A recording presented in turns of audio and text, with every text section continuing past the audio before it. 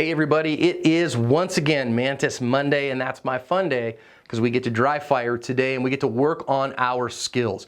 If you watched last week's video, you saw that I have been working support hand only because last week I hurt my hand in jiu-jitsu. Well, guess what? I'm still working on that, still getting it better, still getting stronger again, still doing some rehab, so I'm still carrying on my support side. And today I want to work on getting that gun out from support side, whether you are strong side or appendix, and getting it in the fight if your primary hand ain't working well. There are live fire training tools and dry fire training tools. Mantis X is the only one that does both. It will change the way you shoot for the better. It has helped me immensely.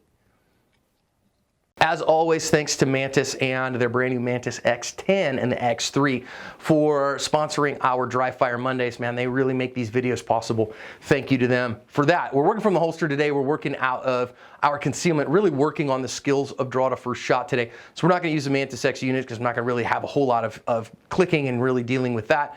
We'll deal with that another day. But let's think about this here, our usual path, right? So if I'm usually here, and again, I'm left-handed on a normal basis, I go clear this cover garment, get the gun out, get my hands together, and get the gun on target. That's generally how I teach. I teach a two-handed clearance and gun access for a couple reasons. Number one, it's faster. Number two, it gets everything out of my hands. If I know this hand has a job to clear this hand has a job to get the gun, then they come together, then whatever's in my hands gets out of my hands, which from the narrated videos, I think is a highly important skill that doesn't get practiced very often. So that's how I normally teach it. However, right now, this hand is a little sore. And if I go starting to grab stuff, there's a chance that, man, it just won't work like I want it to because it hurts and I'll kind of, fibs it, right?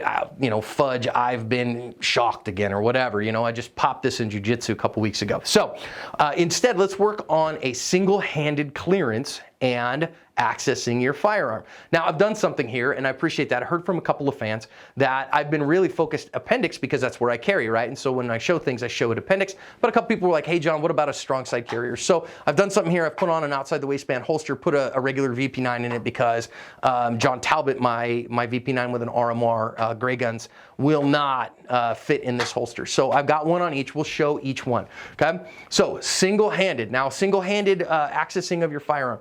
Why would you need to do that? Well, especially support side, you need to work on it because if you're carrying support side like I am right now, you're probably stupid with it and you're probably not doing it very well. But even strong side, you might need to do that because you have something in this hand that you can't get rid of. Whether it's a baby or you're pushing your spouse out of the way, whether it's injured, something like that. It's in a sling. I just can't use it right now. It's out of the fight, so I have to clear and go get the gun with this hand. Now, a couple things if I have to do that, all right? So let's start with our strong side. And a lot of times what I see people teaching and doing is they teach this thumb, and okay, that's fine. So they teach to dig the thumb under the garment, pull that garment up and out of the way, drive down to the gun, now get the gun out of the holster and on target and do your work, right? Go pew, pew, pew and do all the pews that you need. All right, totally agree with that. Again, just verifying it's an unloaded gun, right? I got nothing in the chamber, nothing in the magazine. Okay, now let's think about going back to the holster. This is one that if I am one-handed, I gotta take a little extra time because I don't wanna point a gun at myself.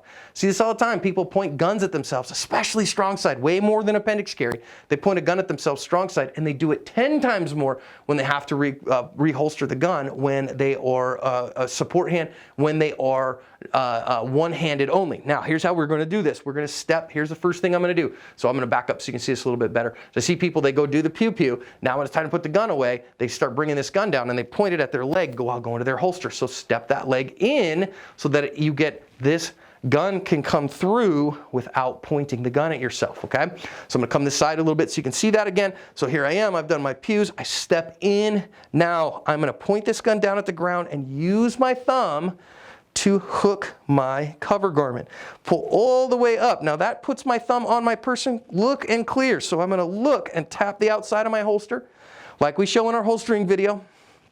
Look and clear. If I can, clear a little bit with the other side too. If I got any use of that hand, then get just enough to get the muzzle in, nice and easy and in. This is important, friends. Don't point a gun at yourself, putting it in the holster. What I see people doing all the time is they start fishing and then they start pointing a gun at themselves, putting the gun away, and you go, I don't do that, take a video of yourself. I just about guarantee you do.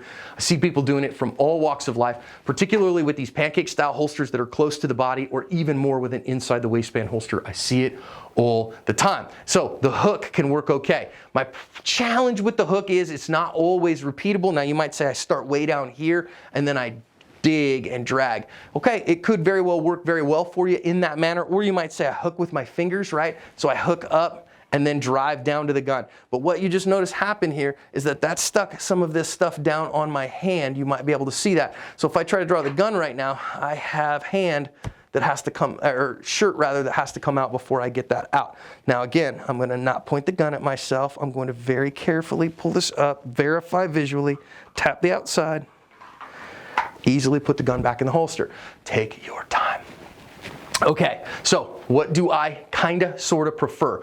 What I kinda sorta prefer for a little bit more reliability is not one that I've seen a lot of people teach, okay? It's not one that's super popular. It's not unpopular as well. Again, if I'm wearing an open front garment, you see guys sweep that open front garment away. They will take this here and they will dive back with their hands to get some stuff out of the way. Maybe put a quarter in the pocket of their vest or whatever. Okay, fine. But I'm talking about wearing a closed front shirt here. What I will tend to do is just grab a handful of shirt and kind of stuff it up in my armpit. All right. Now it sounds kind of silly, but what I'm then going to try to do is drive down away from that and really kind of push my wing in so that it holds it. So when I'm doing this, I'm going, oh no, I need to go get my gun. I stuff my shirt up into my armpit, drive down onto it, and you see that's cleared everything. So now I don't have anything in here, and I didn't get it all the way up in my armpit, and I'm not trying to do this and that and do this stuff. So all I'm trying to do is get this out of my way and then drive it down and in. That clears my hand out of the way. It does take a little bit of time. It is a little bit more time intensive, but again, I'm doing stuff support hand only here. It's the way life works. Sometimes you're gonna not be as fast support hand. Get the gun out, go to work, pew, pew, pew, do all the pew that I need to do like we did last week once the gun is out here. Now it's time to put the gun away. Same thing. Step my leg in, hook. Now here I'm not gonna try to grab it with my fingers. I am gonna hook and pull way up. Again, tap the outside, visually clear, take my time, click and go. Okay? All right. So let's work on this now from appendix, my appendix carrier, appendix mafia. Okay? So really same thing, right? So my challenge is if I just go here, and if I was here and I go, oh, okay, I'm gonna go grab this, get my gun out of the holster and go, okay, great. Except for again, this hand isn't working real hot, so I don't really wanna to depend on it for a whole lot. Now, so if I'm going to go this way, I can hook.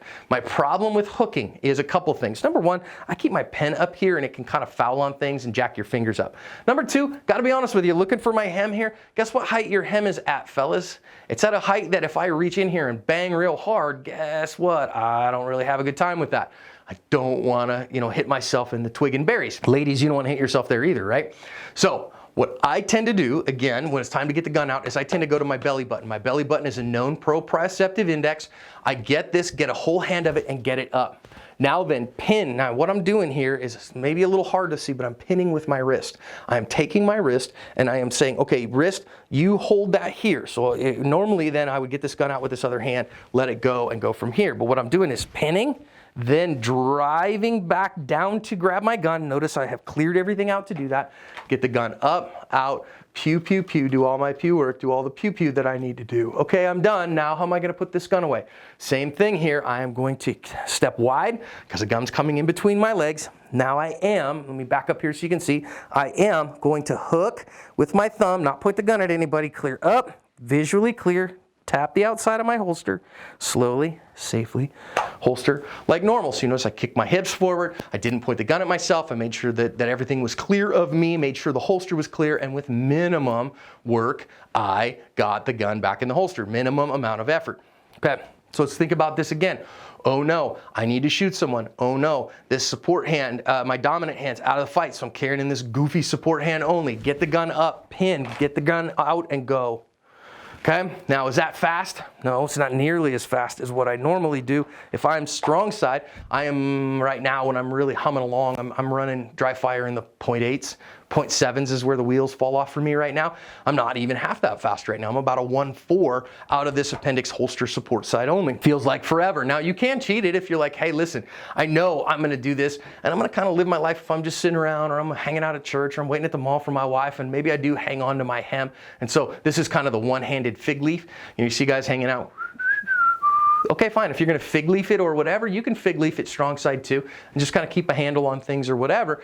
If you want to do that, great. So if you do that again, I come up, pin, drive down to the gun, get the gun out, go to work, bang, bang, bang, go do all the things that I need to do, get back to this place, step out, tap, see, easy, easy, back in the holster.